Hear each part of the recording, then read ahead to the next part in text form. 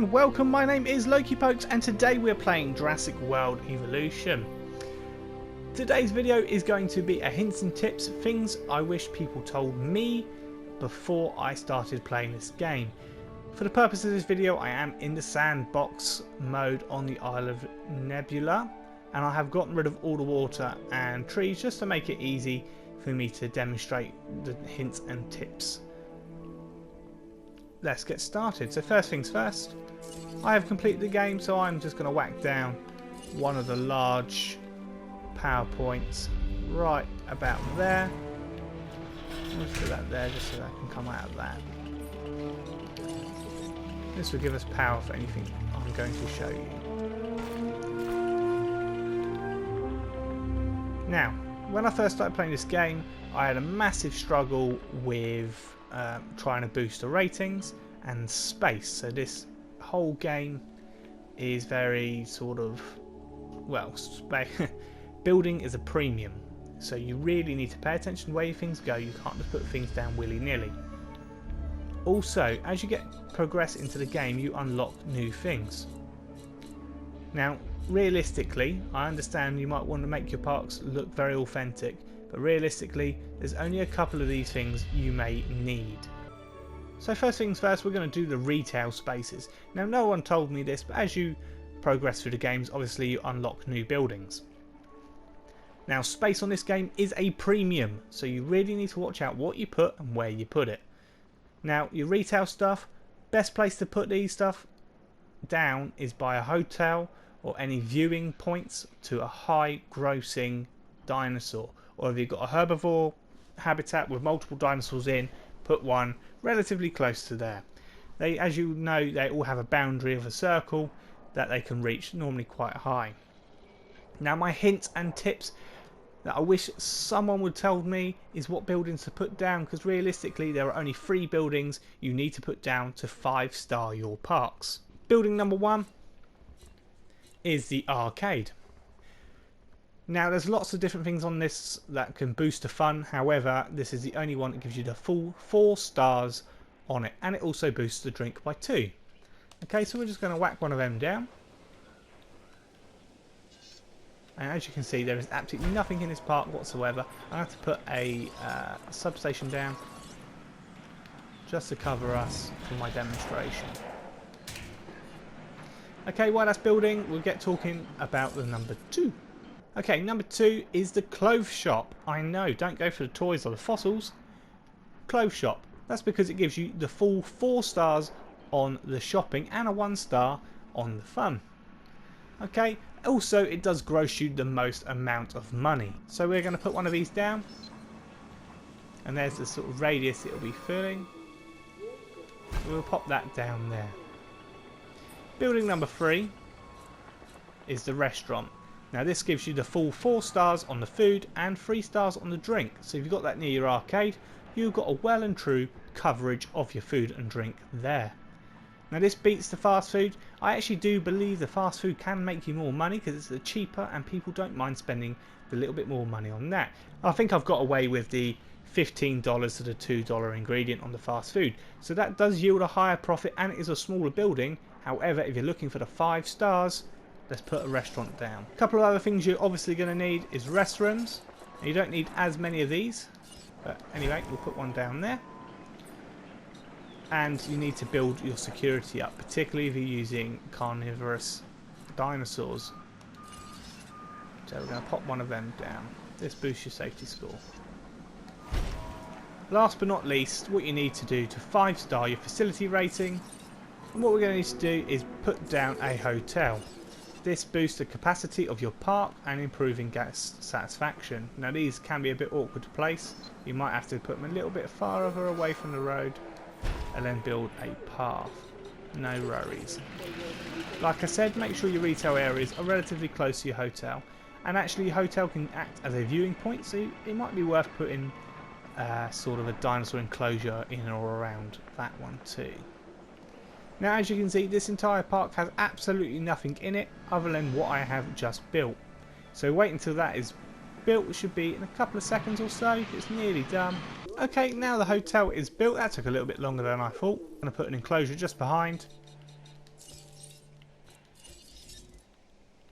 We're not going to put anything special in it, so it's not going to boost the dinosaur rating at all. So we just go something like that, I don't know.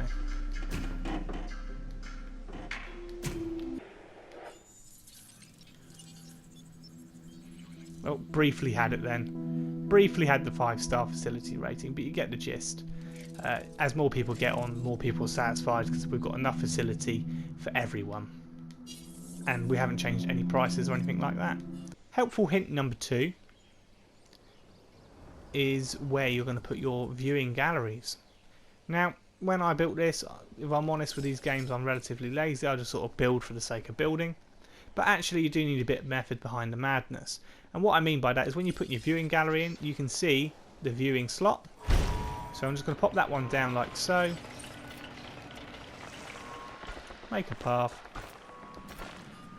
That's still within range of the retail area, so that's going to make people happy. But I do need to put down a quick substation. That feeder right in front of that, so the dinosaurs will always come to them, increasing the visibility. So at the moment we should have like 100% visibility. We've got one dinosaur into sort of viewing galleries as such, including the hotel. You've also got a couple of other different types. So you've got the viewing platform, which gives you a narrow but wide, so that will get you the depth. Or you can go for the Gyro Station. They're a bit of fun. I like to use them. I don't think I've ever used them on a carnivore. I assume they act like vehicles and they just get attacked. But with these you can also go to different hatcheries as well. So different enclosures. So that's little trick number 2. That just boosts your guest satisfaction.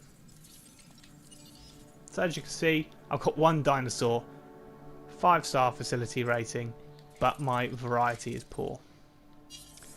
Helpful tip number 3 is when you first start your parks, you haven't got the space this is. Okay? And the quickest way to boost customer satisfaction is variety. What I mean by that is we're not going to go out and buy big ticket dinosaurs such as your Tyrannosaurus or your Indominus Rex or anything like that, because they cost a lot of money, particularly with the modifications.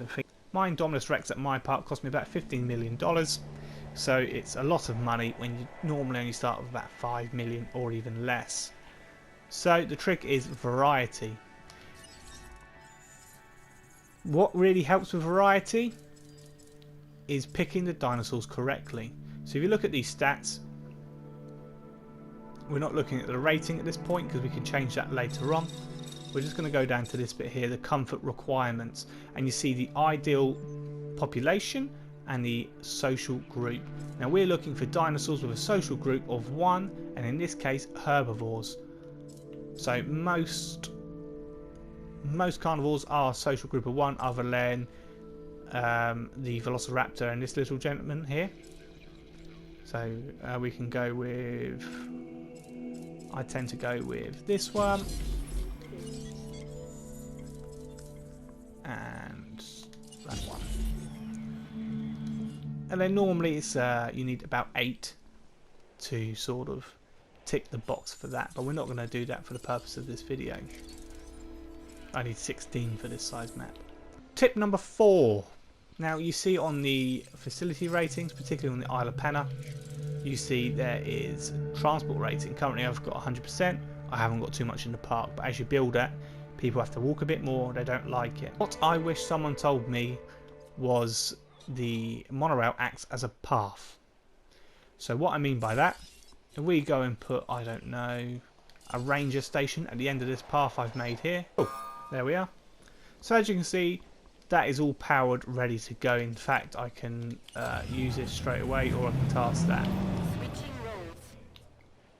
Now if we remove the path, that is no longer powered, path not connected. Okay, so we're just going to pop that path back in.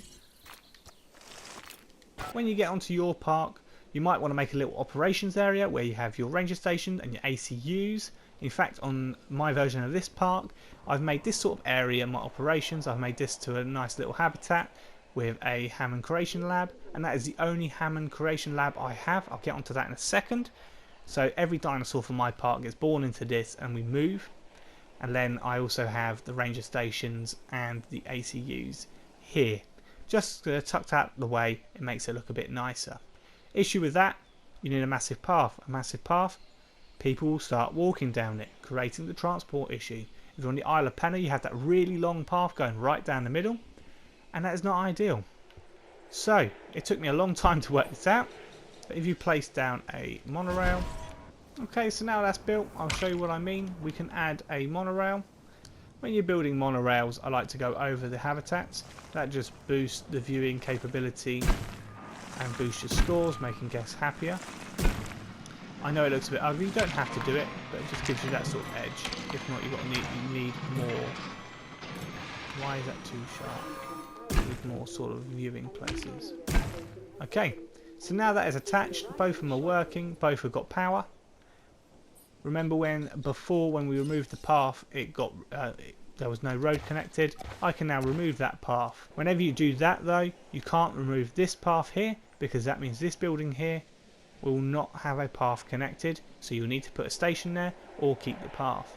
So that's very helpful when you're on the Isle of Penna, when you don't have a lot of space and you need to get every little ounce to make sure people are happy on your park. So if we have a look, we should have a relatively high transport rating, 100%, there you go. My next little top tip is actually the dinosaurs you're going to place. So it can be very easy for you to go, I've seen these two on the film, I want them in my park. Now these two, the Indominus Rex and the Indoraptor, they're a nightmare to put in your parks. They are very nice. If you're on a sandbox mode, you can actually go into your settings and change how violent they are and how many times they break out. But when you place them into your park, you'll just be forever working on them. Place them down if you want a bit of the challenge, by all means, because you know I did for my first game. I actually quite enjoyed going over fixing the fences all the time, but it just become a bit too much when I'm trying to make the nicest park possible. Stuff like your T-Rex, they aren't too bad. Your Spinosaurus ain't too bad as long as you don't have too many storms, but just don't go straight to the ones you see on the films, because them and the Stegosauruses, they are a nightmare. They get upset very quickly, so sometimes it's not really worth the hassle. But dinosaurs such as them, they're not very big hitters, but if you just want to fill out an enclosure, you can put as many of them down as you like. Same with the T-Rex, it's not too bad as long as you only put one in the enclosure. If you like this video, please like and subscribe, and I will catch you again soon. Take it easy.